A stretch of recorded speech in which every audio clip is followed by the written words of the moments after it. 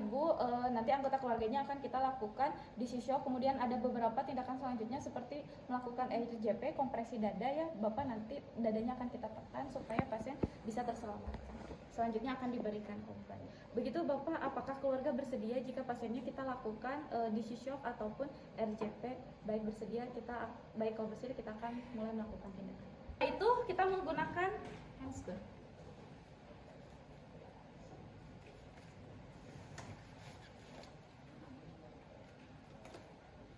Setelah menggunakan handscoon, dibuka, tetap harus menjaga privasi pasien. Dibuka, kemudian sampirannya ditutup, boleh. Kemudian setelah dibuka, ini kan kondisinya banyak elektroda yang nempel, karena kan kita harus melihat di sini. Kemudian setelah kita buka baju pasien, kita cek elektroda, kita masuk ke fase kerja. Poin nomor 1, kita cek gambarannya. Anggap saja ini ventricular fibrillation.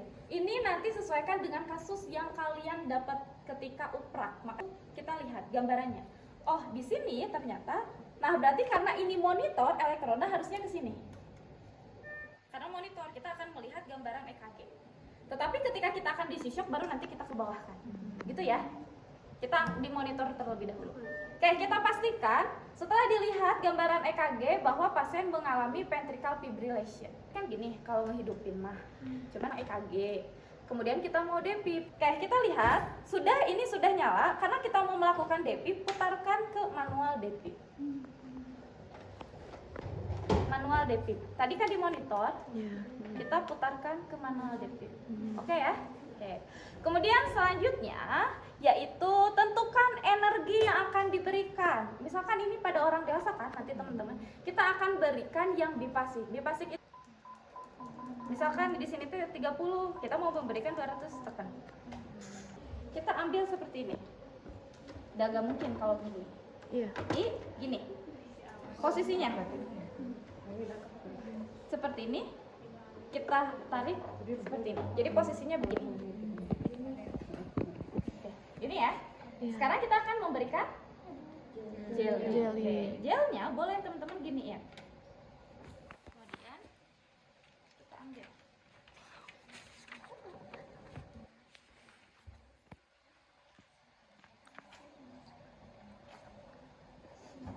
Oke, setelah itu apa lagi akan kita lakukan? Pasang.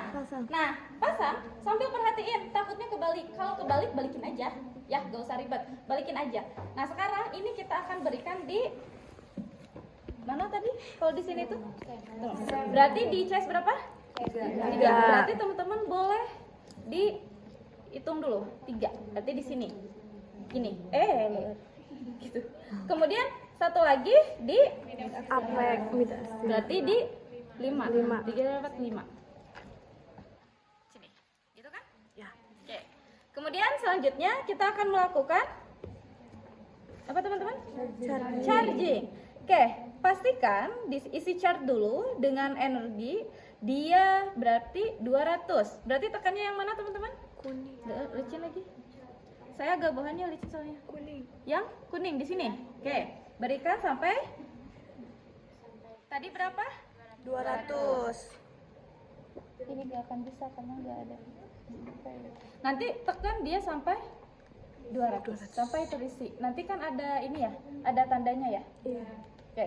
Kemudian selain itu ada yang beda gak? Nggak, aman ya. Ini Aman. kita masih masuk di poin 7. 7. Berarti ketika sudah isi terpenuhi, berarti kita akan bilang Shock on. ya. Oh, Oke, di charging. sini kan charging. Nanti sebetulnya ketika kita sudah menempelkan bilang charging. Charging. Ya, charging.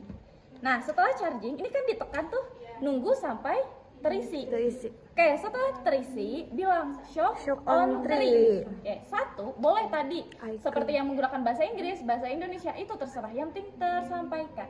Pertama adalah aman pasien. Lihat dari ujung kepala sampai ujung kaki, khawatir masih ada yang menempel. Kemudian, kedua adalah aman penolong. Lihat, apakah saya menempel atau tidak. Kemudian yang ketiga aman lingkungan, pastikan petugas yang lain tidak menempel. Agak jauhan. Oh. Menjauh. Misalkan seperti itu ya. Kemudian setelah selesai kita akan melepaskan. Melepaskannya dengan mengatakan Shocking. Shock believer. Oke. Shocking. Aduh, pegel lagi. Berarti shocking. Nah, kayak ada beberapa sumber yang mengatakan kita harus memberikan, maksudnya tekan tuh badan, berarti shocking. Kemudian setelah itu kita akan bilang Shock shock deliver. delivery. Ya? Deliver. Oke. Kemudian setelah selesai Angkat. angkat. Setelah angkat kita Simpan. langsung bersihkan dulu, boleh. Ataupun misalkan nanti ada yang asisten, tapi kalau mau, kemarin kita ngebersihinnya sendiri kan? Enggak. Oh, sendiri aja. Oh, sendiri.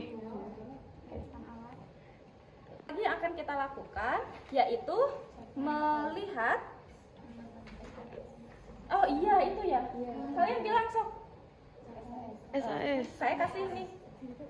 SAS. Saya kasih. Nah, berarti sama teman-teman dibaca kan? Misalkan hasilnya ventricle fibrillation, masih ventricle fibrillation. Berarti selanjutnya dilakukan RJP. RJP. Pokoknya mau aritmia letal itu semua yang keempat-empatnya pasti di RJP. Yang bedanya itu di shocknya aja. Ya, berarti setelah itu dilakukan RJP selama 5 siklus atau 2 menit. Kemudian kita akan melakukan evaluasi dengan cara melihat monitor kembali. Apakah pasien atau gambaran tadi ya yang dikasih sama Bu Asri, misalkan pasiennya masih mengalami ventricle fibrillation gitu ya, sehingga kita akan melakukan kembali DC shock. Sebetulnya di akhir itu ya wajib evaluasi, karena akan kita lihat gambarannya BC pasiennya sudah mengalami sinus rhythm, berarti kalau sinus rhythm kita akan berhenti. Iya. Gitu.